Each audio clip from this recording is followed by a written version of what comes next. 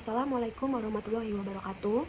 Baiklah, di sini saya akan membahas mengenai perbedaan pandangan Keynesian dan monetaris serta mengkaitkannya dengan studi kasus. Nah, sebelumnya perkenalkan saya Fariza Rismanda dengan NIM pada PPT tersebut. Lalu selanjutnya saya akan membahas mengenai poin pembahasan. Di mana poin pembahasan kali ini ada 4. Yang pertama itu adalah pendahuluan, lalu yang kedua itu ada isi atau asumsi dari kedua teori, lalu yang ketiga itu perbedaan, dan keempat itu adalah mengenai studi kasus. Baiklah, untuk pembuka itu saya akan membahas mengenai latar belakang dari teori Keynes dan monetaris itu terlebih dahulu, di mana teori Keynes ini berawal dari pemikiran John Maynard Keynes yang muncul sebagai respon terhadap krisis ekonomi besar, yaitu Great Depression pada tahun 1930-an. Pada periode ini perekonomian Indonesia itu mengalami penurunan tajam dalam produksi, lalu tingginya pengangguran serta kegagalan mekanisme pasar untuk memulihkan kondisi ekonomi secara otomatis. Nah, menurut pandangan Keynes ini, kondisi tersebut menunjukkan bahwa perekonomian itu tidak selalu berada dalam keseimbangan penuh atau full employment, lalu pasar tidak mampu menyesuaikan diri dengan cepat terhadap guncangan, dan juga permasalahan utama terletak itu pada kurangnya permintaan agregat. Nah, dalam perspektif ini Keynes itu menekankan bahwa tingkat output dan kesempatan kerja itu sangat ditentukan oleh permintaan terhadap barang dan jasa dalam perekonomian. Nah, oleh karena itu pemerintah itu perlu intervensi aktif melalui kebijakan fiskal seperti peningkatan pengeluaran negara, lalu atau penurunan pajak untuk mendorong permintaan agregat. Selain itu, Keynes ini juga beranggapan bahwa harga dan upah itu bersifat kaku atau sticky sehingga tidak cepat menyesuaikan. Lalu ekonomi itu dapat mengalami ketidakseimbangan dalam jangka panjang. Nah, dengan demikian sejak awal kemunculannya ini, Keynes ini berpandangan bahwa krisis ekonomi itu terjadi karena kegagalan pasar dalam menciptakan permintaan yang cukup. Lalu, sedangkan untuk teori monetaris itu berkembang pada 1950 sampai 1970-an, yaitu terutama melalui pemikiran Milton Friedman sebagai kritik terhadap dominasi Keynes. Dan lalu di latar belakangnya utama itu munculnya teori ini nih adalah ketidakmampuan pendekatan Keynes dalam menjelaskan fenomena stagflasi atau inflasi tinggi disertai pengangguran tinggi pada tahun 1970-an.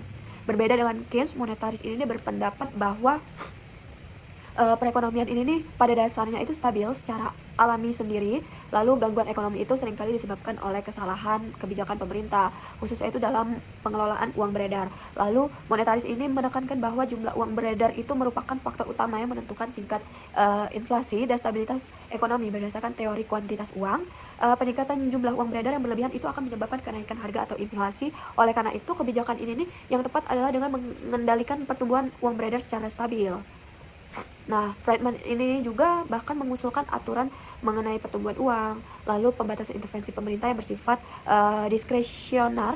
Lalu selain itu monetaris juga meyakini bahwa dalam jangka panjang uang itu bersifat netral terhadap output real, tidak ada trade-off permanen antara inflasi dan pengangguran. Nah, dengan demikian itu sejak awal monetaris ini terlihat krisis ekonomi sebagai akibat dari ketidakstabilan jumlah uang beredar dan kesalahan kebijakan moneter.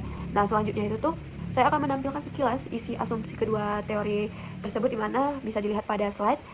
Isinya itu dari Keynes itu fokusnya itu adalah permintaan agregat dan masalahnya itu adalah dalam kurang permintaan, dan solusinya itu adalah intervensi pemerintah. Sedangkan untuk monetaris itu sendiri fokusnya itu dari jumlah uang beredar, dan masalahnya itu adalah jumlah uang beredar tidak terkendali dan inflasi, lalu menyebabkan inflasi. Lalu solusinya itu adalah melalui kebijakan moneter. Lalu selanjutnya itu perbedaan antara Keynes dan monetaris ini bukan sekedar perbedaan kebijakan fiskal versus moneter, tetapi mencerminkan dua cara pandang yang bertolak belakang dalam memahami bagaimana ekonomi bekerja. Di sini saya akan membagi pembahasan mengenai perbedaannya melalui banyak sisi ya. Baik, yang pertama kita akan membahas dari yang pertama itu adalah perbedaan dalam cara melihat sumber masalah ekonomi, yaitu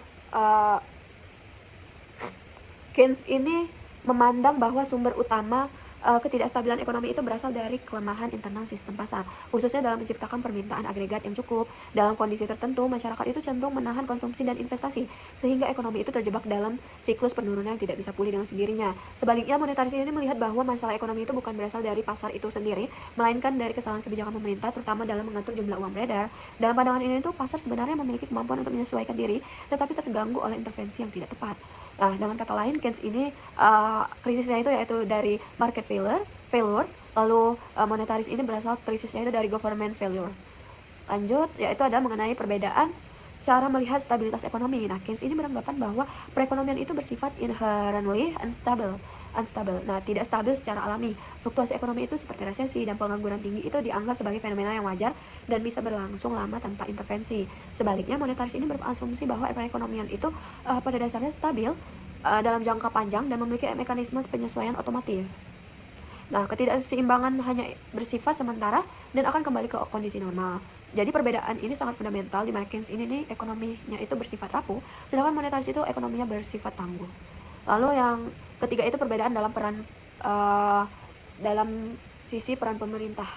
Nah, dalam kerangka Keynes ini, pemerintah itu memiliki peran sentral dan aktif sebagai stabilisator ekonomi, yaitu intervensi dianggap perlu untuk meningkatkan permintaan, mengurangi pengangguran, dan menstabilkan siklus bisnis. Sebaliknya, monetaris ini memandang bahwa peran pemerintah itu sebaiknya dibatasi, karena intervensi yang berlebihan justru dapat menimbulkan distorsi dan ketidakstabilan baru. Implikasinya itu dari Keynes itu pro-intervention, lalu dari monetaris itu limit government. Lalu selanjutnya itu perbedaan dalam cara melihat peran uang, di mana Keynes ini tidak menempatkan uang sebagai faktor utama dalam menentukan kondisi ekonomi dalam situasi tertentu seperti liquidity trap. Lalu kebijakan moneter bahkan dianggap tidak efektif. Lalu sebaliknya, sedangkan monetaris ini menempatkan uang sebagai variabel yang paling penting dalam ekonomi. Mereka itu berpendapat bahwa perubahan jumlah uang beredar itu memiliki dampak langsung terhadap inflasi dan aktivitas ekonomi. Baiklah, selanjutnya itu mengenai perbedaan dalam pandangan inflasi dan pengangguran. Nah, di mana Keynes ini percaya bahwa terdapat hubungan trade-off antara inflasi dan pengangguran yang bisa kita lihat pada kurva Phillips. Nah, setidaknya dalam jangka pendek artinya peningkatan inflasi ini dapat diikuti oleh penurunan pengangguran.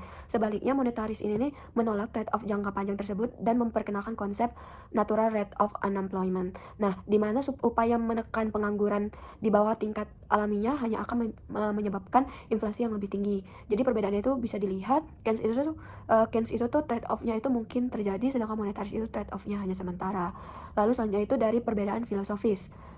Di mana jika ditarik lebih dalam, perbedaan keduanya itu tuh bersifat filosofis atau paling mendasar, di mana Keynes ini berangkat dari pandangan bahwa pasar tidak sempurna dan sering gagal sehingga membutuhkan koreksi dari pemerintah atau campur tangan pemerintah. Nah, sedangkan monetaris ini berangkat dari keyakinan bahwa pasar itu tuh relatif efisien dan masalah justru muncul ketika pemerintah terlalu banyak campur tangan. Jadi ini menghasilkan dua pendekatan besar, di mana Keynes ini interventionist economics, sedangkan monetaris itu rule based market oriented economics.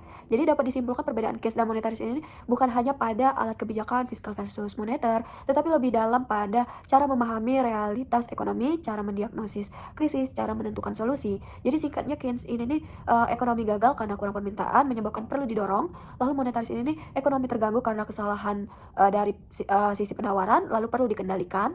Nah, jadi bisa dapat kita lihat pada slide ini merupakan tabel ringkasan dari perbedaan tersebut. Baiklah, selanjutnya saya akan mengaitkan kedua teori tersebut dengan krisis COVID-19 di Indonesia tahun 2020 sampai 2022 dengan menggunakan perspektif Keynes dan monetaris secara kritis. Jika kita melihat data pada BPS itu pada tahun 2020, ekonomi Indonesia itu mengalami kontraksi sebesar minus 2,07% yang merupakan pertama kalinya sejak krisis 1998. Nah, penurunan ini terutama disebabkan oleh turunnya konsumsi rumah tangga, melemahnya investasi, serta pembatasan mobilitas ekonomi. Nah, artinya tuh secara struktur, krisis ini bukan berasal dari sektor moneter, melainkan merupakan shock besar terhadap permintaan agregat. Dari perspektif Keynes sendiri, kondisi ini dapat dijelaskan sebagai collapse of aggregate demand, di mana penurunan konsumsi dan investasi itu menciptakan spiral negatif dalam perekonomian. Dalam situasi seperti ini, mekanisme pasar itu tidak mampu pulih dengan sendirinya. Oleh karena itu, kebijakan pemerintah Indonesia itu melalui Program Pemulihan Ekonomi Nasional atau PEN. Nah, bantuan sosial serta peningkatan belanjaan negara itu dapat dinilai tepat dalam kerangka Keynes. Hal ini didukung oleh laporan dari yang menunjukkan bahwa krisis pandemi itu secara global memang didominasi oleh penurunan permintaan. Bahkan Bank Indonesia sendiri itu tuh mencatat bahwa kombinasi stimulus fiskal dan moneter itu tuh berperan penting dalam mendorong pemulihan ekonomi Indonesia pada tahun 2021 sampai 2022. Dengan demikian dapat dikatakan bahwa pendekatan Keynes ini terbukti efektif dalam jangka panjang untuk menahan kontraksi ekonomi yang lebih dalam. Namun demikian, perspektif monetaris ini memberikan kritik yang tidak kalah penting. Fokus monetaris ini bukan pada penyebab awal krisis, tetapi pada konsekuensi dari kebijakan yang diambil selama periode 2020 sampai 2021 itu. Bank Indonesia melakukan pelonggaran moneter secara signifikan melalui penurunan suku bunga, peningkatan likuiditas, serta pembelian surat utang pemerintah. Nah, sedangkan dalam teori kuantitas uang yang dikeluarkan oleh monetaris itu tuh peningkatan jumlah uang beredar yang tidak diimbangi oleh pertumbuhan output itu akan berpotensi menimbulkan inflasi. Nah, hal ini mulai terlihat pada tahun 2022 ketika inflasi Indonesia meningkat hingga sekitar 5,5%, itu berasal dari BPS. Temuan ini juga sejalan dengan laporan IMF 2022 yang menyatakan bahwa lonjakan inflasi pasca pandemi itu di banyak negara itu berkaitan dengan kebijakan stimulus yang ekspansif. Dengan demikian, kritik monetaris bahwa ekspansi kebijakan dapat menimbulkan risiko inflasi dalam jangka panjang memiliki dasar empiris yang kuat. Jika dianalisis lebih dalam ya, studi kasus ini menunjukkan bahwa Keynes ini dan monetaris sebenarnya tidak sepenuhnya bertentangan, melainkan beroperasi pada dimensi waktu yang berbeda. Keynes ini lebih tepat dalam menjelaskan dan menangani krisis pada fase awal, ketika masalah utama adalah runtuhnya permintaan agregat. Nah, sebaliknya monetaris ini lebih relevan dalam mengingat resiko jangka panjang dari kebijakan tersebut, terutama terkait stabilitas harga dan pengendalian inflasi. Hal ini terlihat dari kebijakan lanjutan di Indonesia, di mana pada tahun 2022 Bank Indonesia itu mulai menaikkan suku bunga dan pemerintah itu tuh secara bertahap mengurangi stimulus yang menunjukkan pergeseran dari pendekatan Keynes ke arah monetaris. Nah, jadi dengan demikian dapat disimpulkan bahwa krisis COVID-19 di Indonesia ini menjadi bukti nyata bahwa tidak ada satu teori yang sepenuhnya unggul, di mana Keynes ini terbukti efektif dalam mengatasi krisis jangka pendek, sementara monetaris itu tuh penting dalam menjaga stabilitas jangka panjang. Oleh karena itu, perbedaan pandangan ini bukan untuk dipertentangkan secara mutlak, melainkan untuk digunakan secara kontekstual sesuai dengan kondisi ekonomi yang dihadapi. Baiklah, itu saja mengenai pembahasan kali ini. Bila saya ada kekurangan dalam perihal pembahasan materi, saya mohon maaf. Dengan ini saya akhiri. Wassalamualaikum warahmatullahi wabarakatuh.